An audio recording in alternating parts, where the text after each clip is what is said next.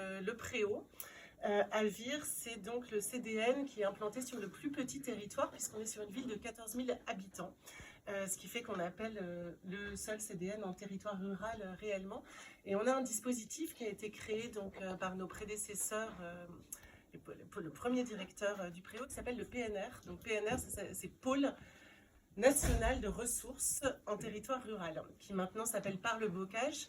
Et en fait, c'est un dispositif qui est cofinancé par les collectivités, donc par la DRAC, la région, les 3 départements, et qui permet en fait de signer des conventions sur 1 an. On essaye de le faire passer sur 3 ans parce que 1 an, c'est très court en fait pour construire un vrai lien avec un territoire et avec des partenaires.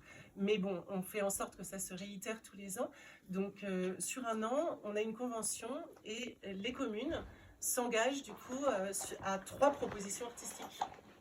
Je reviendrai ensuite sur les 3 propositions artistiques. Et nous, ça nous permet en fait de faire une sorte de mission décentralisée sur la saison qui prend autant, donc c'est autant des propositions de spectacles que des petites formes hors les murs, des lectures dans des cafés de pays, une randonnée poétique avec une compagnie avec laquelle on travaille, que des résidences artistiques, qu'une résidence d'une autrice qui vient écouter des histoires sur le territoire. Voilà, donc ça prend plein de formes différentes, c'est pour ça qu'on appelle ça des propositions artistiques et qu'on co-construit avec nos partenaires.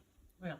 Donc ça nous permet vraiment d'aller au plus près des différentes communes avec lesquelles on travaille, d'écouter aussi leurs besoins, parce que tu parlais de la diversité des endroits où on va jouer sur un territoire. Par exemple, si une salle des fêtes vient d'être restaurée et qu'on a envie de faire une randonnée poétique, des fois on se rend compte qu'il y a vraiment un besoin, une envie de mettre en valeur cette salle des fêtes et d'aller jouer dans cette salle des fêtes-là. Et d'essayer de proposer tout à la fois, on va dire, des thématiques autour des histoires qu'on aura écoutées ou un brassage culturel plus large.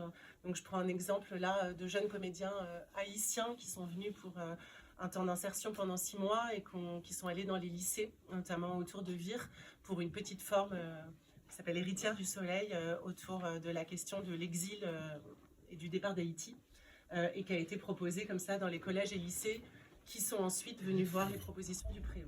Voilà, donc ça c'est le dispositif. Qu'est-ce que je peux rajouter là-dessus? Non, voilà, en gros. Et pour vous donner un exemple, donc là par exemple, on travaille sur un projet qui s'appelle Sorcière. Et donc c'est plus autour de la question du patrimoine immatériel, puisqu'en fait, à notre arrivée au Préau, on a vu que sur le bocage, il y avait beaucoup de questions de croyances, de coutumes, et de comment ça définissait petit à petit un territoire aussi, avec ses habitudes, son rapport au voisinage, la question du non-dit, puisque voilà, il y a une phrase très belle de Penda Diouf qui dit « ça se dit dans le silence », puisqu'en fait c'est vraiment un territoire où en fait c'est des cooptations, mais par rapport à d'autres territoires, l'Ukraine, le Sénégal, etc., où tout d'un coup le rapport à la sorcellerie est très formulé, on va avoir un sorcier, une sorcière, là tout est fait par en dessous, et on a eu envie de questionner cette chose-là et comment petit à petit ça définissait aussi une sorte de cartographie du territoire. Et donc on a proposé à une autrice, Penda Diouf, de venir travailler sur le territoire, et elle a fait, et tu parlais des relais, ça a été essentiel pour nous parce qu'elle est arrivée, et grâce en fait à notre lien avec les différentes communes, on a eu des personnes relais qui ont dit mais il faut que vous rencontriez telle personne qui nous a raconté des histoires sur sa fille qui entendait que, voilà. Et donc petit à petit, à raison de quasiment 2 mois, Penda Diouf est venue sur le territoire pour à la rencontre des habitantes et habitants. Donc on a pris beaucoup la voiture, on a beaucoup sillonné le bocage, on a beaucoup bu des thés, des cafés dans les cuisines, et petit à petit, des thématiques en fait sont... Et l'idée c'était vraiment que la pièce de théâtre naisse des thématiques de ce qu'on entendait. Voilà. Et donc petit à petit on a défini comme ça différentes thématiques, voilà, le rapport au voisinage, comme je vous disais, le rapport à quel moment on fait partie d'une communauté, à quel moment on en est exclu, etc. Et en parallèle, il y a une artiste plasticienne havraise qui est venue travailler sur une tapisserie, où elle a, de manière cette fois-ci vraiment par la broderie, avec des ateliers intergénérationnels, donc ça allait de petits-enfants jusqu'à des personnes en maison de retraite, travailler sur la question des croyances, du lien au bocage, du lien au territoire, par le dessin et la tapisserie. Et donc, au moment de la création du spectacle, il y aura une tapisserie de 5 mètres qui sera exposée en même temps avec des broderies faites par les habitantes et habitants autour de ces mêmes thématiques. Et donc, ça va mêler à la fois leurs histoires personnelles et les thématiques de la pièce. Voilà. Et on fait aussi un podcast autour voilà, des histoires des habitants avec une sorte d'objet qu'on a construit et qu'on pourra jouer, en fait, qu'on mettra à disposition des médiathèques, des cafés de pays, des MJC pour qu'ils puissent, des lycées aussi, donc pour que gratuitement il puisse y avoir une autre approche, on va dire cette fois-ci moins fictionnelle et vraiment plus documentaire autour des histoires qu'on aura écoutées. Donc il y a en fait cette idée de tisser plein de différentes manières artistiques autour de cette thématique et une lecture qui s'appelle Le Mal a dit, proposée par nos comédiennes permanentes et qui se jouera aussi gratuitement en parallèle dans les lycées, les EHPAD, etc. Voilà. Et donc le spectacle sera créé en octobre et donc en tout ce sera un dispositif de quasiment 3 ans autour avec plein de communes, donc à la fois le préau, la question de la mobilité, puisqu'il y a du covoiturage, des groupes qui viendraient au préau, du coup revoir le spectacle, etc. Et donc effectivement une rencontre avec les habitantes et habitants pour un projet fictionnel, écrit donc par Penda Diouf. Voilà. Donc ça c'est un des projets par exemple sur lesquels on travaille aujourd'hui. Et puis après, donc effectivement on essaye d'alterner sur cette question du patrimoine. On a fait des choses, ça j'ai trouvé ça extrêmement intéressant, dans des lieux patrimoniaux, qui soient privés au public d'ailleurs, ce qui nous a permis des rencontres aussi avec des personnes qui avaient racheté des châteaux, qui étaient privés, qui n'avaient pas été visités par les habitantes et habitants et qui ont pu du coup être ouverts en fait au public. Et ça a créé vraiment un endroit de rencontre très fort et notamment pour un public qui ne serait pas venu au théâtre et qui avaient depuis toujours envie de visiter ce château à côté de chez eux, qui du coup sont venus voir le spectacle par en fait le lien au château. On a fait aussi des randonnées poétiques, du théâtre paysage. On a notamment travaillé avec une commune qui s'appelle la commune de Roulour, et donc où il fallait mettre à disposition un champ.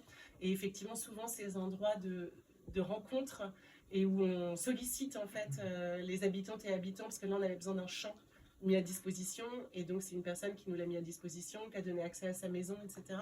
Donc ça a fait tout un lien avec aussi cette ferme dans laquelle on travaillait. Voilà. C'est pas mal. Bravo, hein. Ouais. Super. Merci.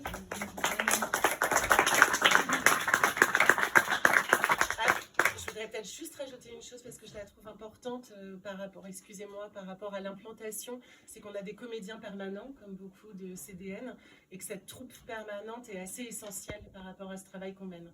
Parce que, voilà, suite à votre intervention, enfin, la question de la permanence artistique, elle ne peut se faire en fait que sur des temps longs, j'en suis persuadée, et que Penda Diouf, voilà, on a pu faire ça aussi parce que moi j'étais sur place, Marine Costard qui travaille au Préau sur toutes ces questions de l'itinérance avec moi pouvait aussi se faire le relais, donc je pense qu'il y a vraiment besoin de temps long sur lesquels on peut construire les choses, et ces comédiens permanents permettent aussi d'inventer des projets auxquels moi j'aurais pas eu l'idée et qu'on pourrait pas construire si on faisait appel à des artistes extérieurs.